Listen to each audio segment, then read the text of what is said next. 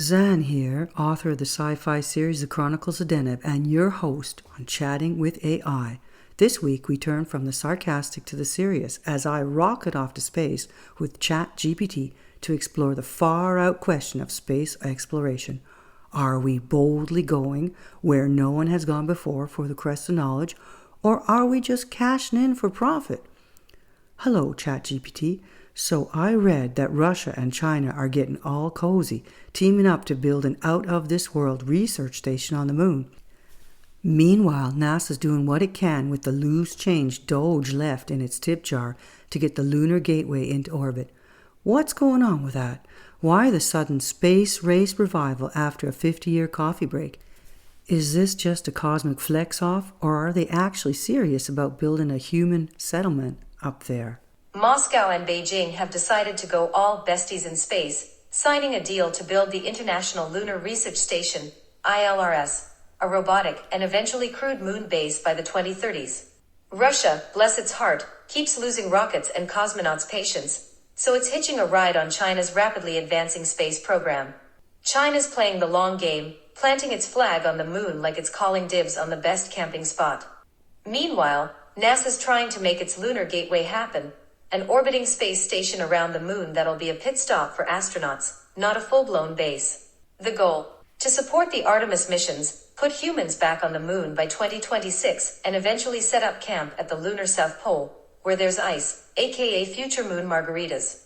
But between budget cuts and a Congress that treats NASA like a kid asking for allowance, they're basically digging under couch cushions.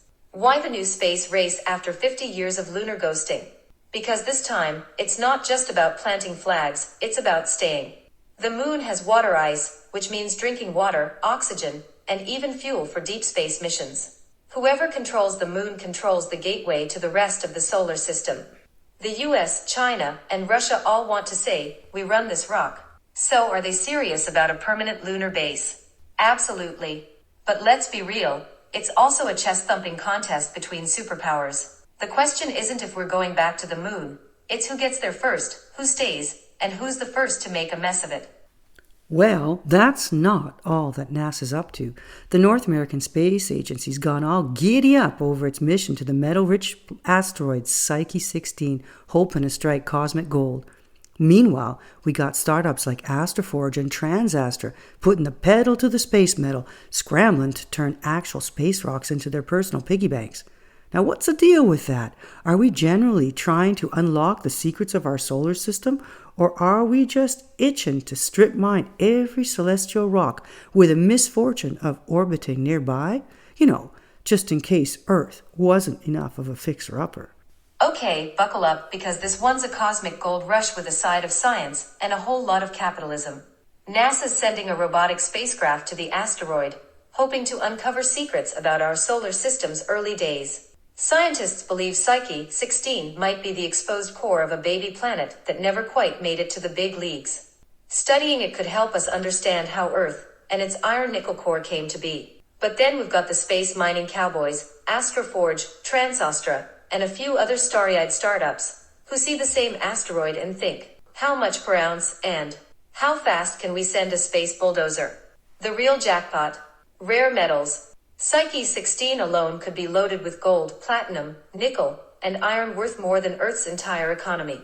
Of course, that's theoretical, because flooding the market with space metals would crash prices faster than a SpaceX prototype on a bad day. So what's the deal? Both things are true. NASA wants science, and private companies want profits, and maybe to sell Mars condos one day. Humanity can't resist a gold rush, even if it's a few 100 million miles away. And hey, if we screw up another planet in the process, at least it's not Earth for once. Well, I gotta save that last question for the space monkey himself, Mr. I Want to Go to Mars Musk. He is so obsessed with the red planet, he is actually willing to lob a few nukes at it. Just to make it more cozy for humans. Is this idea as crazy as giving a flamethrower to a toddler on a sugar high? Or does it actually have some scientific legs to stand on? Oh, Musk treats space like his personal science fair, where the projects are wild, the stakes are astronomical, and what could possibly go wrong is just part of the fun.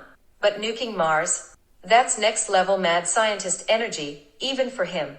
Elon's idea is to drop nukes on Mars' polar ice caps to release CO2 into the atmosphere, triggering a runaway greenhouse effect that would warm up the planet. The goal: turn the frozen wasteland into a second Earth, one where you don't immediately turn into a human popsicle. The problem: Mars ain't buying it. Not enough ice, not enough boom. Mars ice caps don't hold enough CO2 to do the job.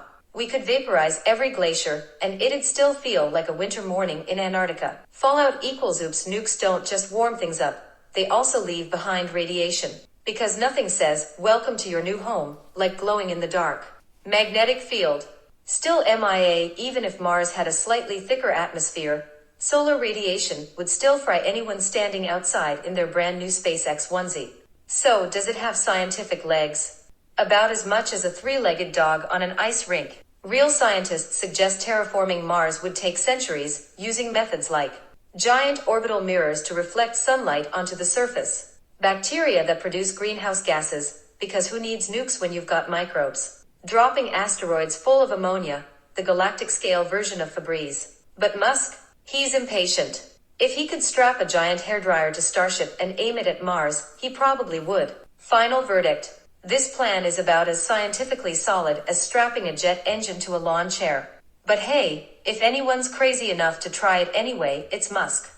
Well, I'll tell you what, everyone, I am not going to be one of the first bidders on a condo on Mars. No, thank you. But thanks, GPT, for the fun talk. You were listening to Chatting with AI with Zan Raby.